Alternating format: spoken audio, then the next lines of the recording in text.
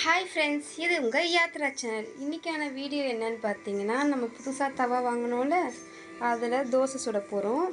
வாங்க பார்க்கலாம். இது ஏன் இப்படி வச்சுருக்கேன்னு நீங்கள் பார்க்குறீங்க தானே. இது வந்து ஹீட்டில் ஆட்டோமேட்டிக்காக ஓப்பன் ஆகிடும். பார்த்திங்களா, ஈஸியாக வந்துடுச்சு. இல்லைன்னா என்னத்தமாக இருக்கும், அந்த ஸ்டிக்கர்லாம் அந்த தவாவில் ஒட்டிக்கிட்டு அதை உட்காந்துக்கு நம்ம இது பண்ணிகிட்ருக்கணும், ரிமூவ் பண்ணிகிட்ருக்கணும். சரி பார்க்கலாம் இப்படி தோசை வருதுன்ட்டு.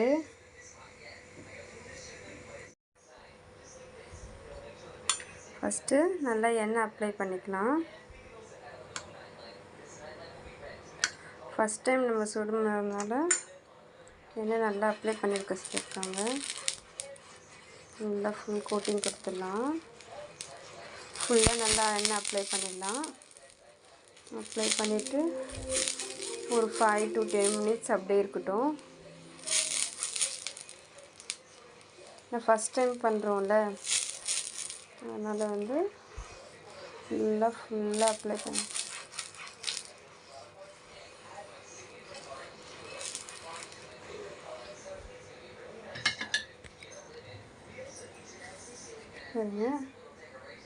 நல்லா ஹீட் ஆகிடுச்சு.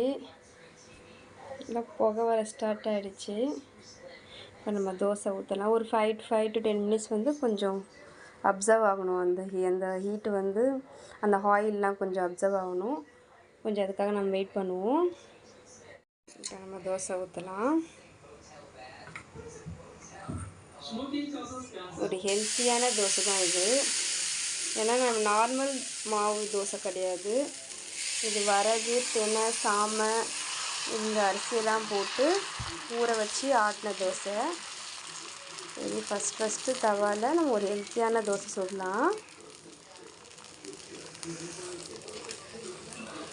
தோசை எப்படி வருதுன்னு பார்ப்போம் ஃபைனலாக.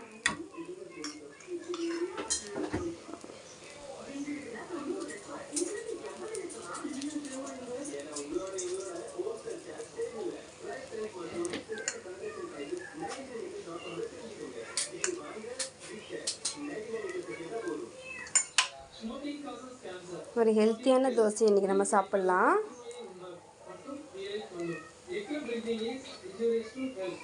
இந்த வீடியோ உங்களுக்கு பிடிச்சுன்னா லைக் பண்ணுங்கள், ஷேர் பண்ணுங்கள், கமெண்ட் பண்ணுங்கள்.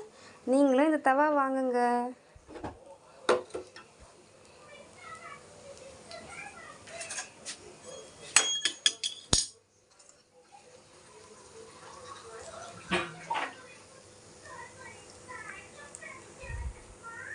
நல்லா முருளாக வருதான்னு பார்ப்போம் தோசை.